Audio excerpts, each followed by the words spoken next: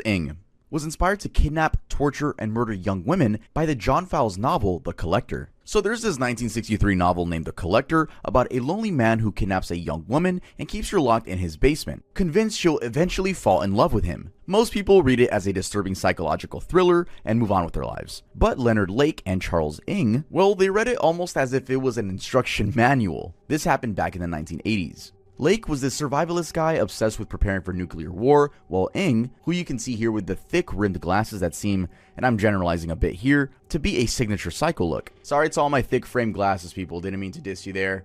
I'm sure you guys are not serial killers.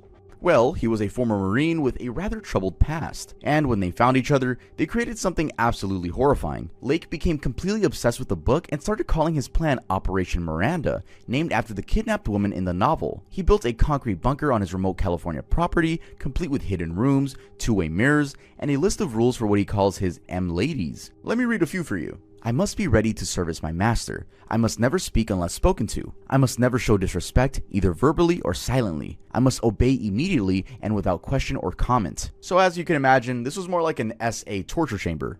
There were tools, handcuffs, women's clothing, and videotapes. Also, perhaps these two weren't the smartest people in the world because they had documented their crimes, showing them torturing terrified women while threatening them with death. Anyway, their sick fantasy came crashing down when Ng tried shoplifting a vise from a hardware store. He ran off, leaving Lake to deal with the mess. Lake tried to smooth things over by offering to pay for the stolen item, but police noticed that the car Lake was driving belonged to a missing person. When they searched it, they found a gun with an illegal silencer. He was arrested, but then decided he didn't want to face justice, and so soon after, he swallowed a cyanide pill hidden in his clothes. He died 4 days later.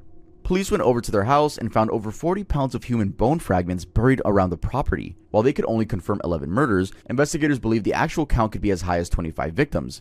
Their victims are still being discovered, while Ng waits